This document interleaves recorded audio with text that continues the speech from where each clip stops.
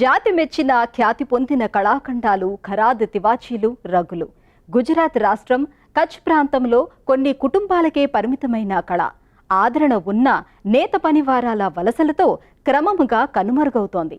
700 ఏళ్ల చరిత్ర కలిగిన ఖరాద్ తివాచీ తయారీ కళను తరాలుగా తేజ్భాయ్ పరిరక్షిస్తున్నారు. ఆయన కుమారులు తమ వారసత్వ కళకు మరిన్ని వన్నెలద్దుతున్నారు. తడారిన పొలాలు, నెర్రెలిచ్చిన నేల తల్లి. గుజరాత్లో వెన్నాడే కచ్ ప్రాంతం. అక్కడి జనహృదయాల్లో కళలంటే ఉన్న ఆర్ద్రత ఇంకిపోలేదు. మినుకుమినుకుమంటూ ఉనికి చాటుతున్న వారసత్వ కళలు సజీవంగా ఉన్నాయి.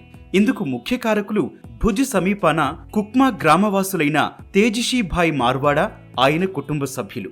ఉన్నితో తయారయ్యే సహజ సిద్ధ ఖరాద్ తివాచీ కళను పరిరక్షిస్తూ భావితరాలకు అందిస్తున్నారు. 700 ఏళ్ల నాటి ఖరాద్ తివాచీ నేత కళ పరిరక్షణలో నేడు తేజషీభాయ్ ఓ ముఖ్య ప్రతినిధిగా మారారు. వేసవిలో గొర్రెల ఉన్ని 2 పర్యాయాలు కత్తిరించాలి. ఒంటెలైతే ఒక్కసారి. కత్తిరించిన ఉన్నిని జాగ్రత్తగా శుభ్రం చేసి దువ్వి తిప్పుతుంటే వచ్చే దారాలను ఉండలుగా చుడతారు. ఆ తరువాత లక్క, నీలిమందు, దానిమ్మ, జిగురు తదితర పదార్థాలతో కూడిన రంగు వేస్తారు. అద్దకం, నేత అన్నీ మేమే చేస్తాం. ఈ ప్రక్రియలో ఉపయోగించే ఇవన్నీ సహజ సిద్ధమైనవేనని నిర్ధారిస్తాం. उनका और पोमोग्रेन है जो ऐसे नेचुरल डाई है वो ही करते हैं, उससे ही वीविंग करते हैं. ఖరాద్ తివాచీల తయారీ పనిని తేజషీభాయ్ తండ్రి దగ్గర నేర్చారు. ఆయన భారత్ పాకిస్తాన్ సరిహద్దున కచ్ ప్రాంతం కురాన్ గ్రామంలో పశువుల కాపర్ల కోసం కంబళ్లు, రగ్గులు నేసేవారు. ఒకనాడు పాకిస్తాన్లోని సింధ్ ప్రాంతం పెద్ద మార్కెట్గా విలసిల్లింది.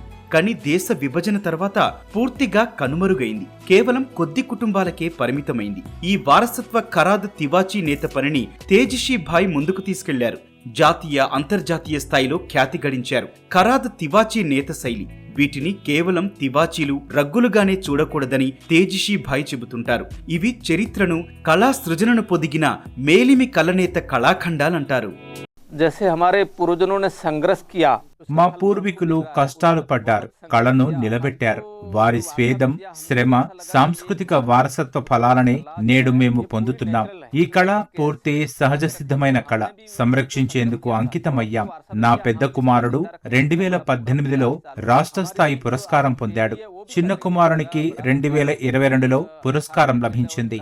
2020-21లో ఎర్రకోటలో ప్రధాని నరేంద్ర మోదీజీ ప్రారంభించిన ప్రభుత్వ ప్రాజెక్టులో మేము పాల్గొన్నాం. किले में एक गवर्नमेंट का प्रोजेक्ट था, नरेंद्र मोदी साहब का, जो आत्मनिर्भर. తేజషీభాయ్, ఆయన కుమారులు సమత్, హీరా తరాలుగా అందుతోన్న సాంకేతిక వారసత్వ నైపుణ్యాలను మేళవించి జీవం పోశారు. ఆపై కొత్త సొగసులు అద్దుతున్నారు.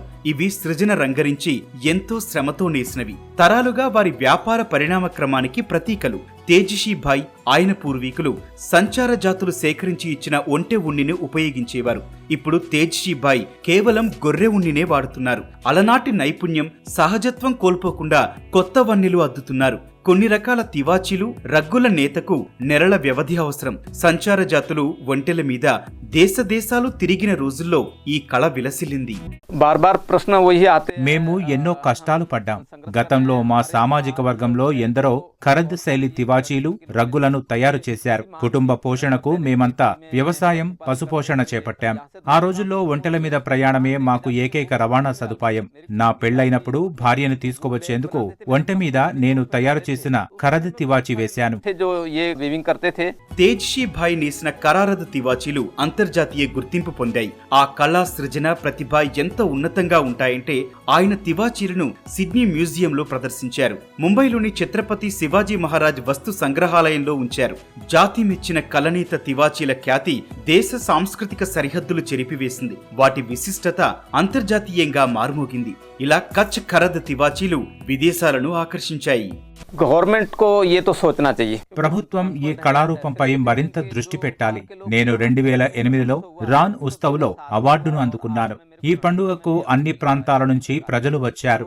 విదేశాల్లోనూ మా కార్పెట్లకు ఇప్పటికీ ఎంతో గిరాకీ ఉంది. గిరాకీకి తగినట్లుగా అందించలేని పరిస్థితి ఉంది. నాకు చదువు రాదు. అందువల్ల మా ఇంటికి వచ్చే విదేశీ సందర్శకులు మాట్లాడడానికి నాకు ఒక గైడ్ కావాలి. అంతర్జాతీయ ప్రదర్శనల్లో ఈ తివాచీ నేత కళను ఇంకా మంచిగా ప్రదర్శించేందుకు ప్రభుత్వం ఆలోచన చేయాలి. हेल्प करना चाहिए, वो गवर्नमेंट को सोचना चाहिए. కళాకారులకు శ్రమను మరిచిపోయే ప్రోత్సాహకాలు, గుర్తింపులే పురస్కారాలు. అలాంటి సత్కార పురస్కారాలు ఎన్నో తేజస్వి భాయ్ని వరించాయి. 2017లో ఢిల్లీ సూరజ్ కుండ్ మేళాలో ఆయన ప్రతిభకు గుర్తింపుగా కళామణి పురస్కారం ఆయన సత్కార కిరీటంలో చేరింది. దేశ విదేశాల విభిన్న కళాకారుల మధ్య తనను ప్రత్యేకంగా గుర్తించినందుకు భావోద్వేగం ఆవహించి మాటలు రాలేదు. ఆ కళ్ళు చెమర్చాయి. अनपढ़ हूँ बाहर तो जॉर्जिया एक इंटरनेशनल 2017లో జార్జియా అంతర్జాతీయ తివాచీ పండుగకు నన్ను ఆహ్వానించారు. ప్రపంచం నలుమూలల నుంచి వచ్చిన తివాచీ తయారీదారులు హాజరయ్యారు. నా కృషికి గుర్తింపుగా సంత్ కబీర్ పురస్కారం, జాతీయ, రాష్ట్ర పురస్కారాలు లభించాయి. గుజరాత్ పర్యాటక శాఖ సత్కరించింది. హర్యానా పర్యాటక శాఖ పురస్కారం లభించింది. అన్ని 18 పురస్కారాలు అందుకున్నాను. गुजरात टूरिज्म भी मिले हैं, हरियाणा टूरिज्म भी अवार्ड मिले हुए हैं, छोटे मोटे अवार्ड बहुत सारे मिले हुए हैं. కచ్ కళాత్మక వారసత్వాన్ని సజీవంగా నిలిపిన తేజస్వి భాయ్ తన కళను తనతోటే ఉంచుకోవాలని భావించలేదు. అందుకు ముందుగా తన కుమారులకు నేర్పారు. తమ సంప్రదాయాన్ని పిల్లలకు అందిస్తూ నైపుణ్యాలను పంచుతూ కొనసాగిస్తున్నారు.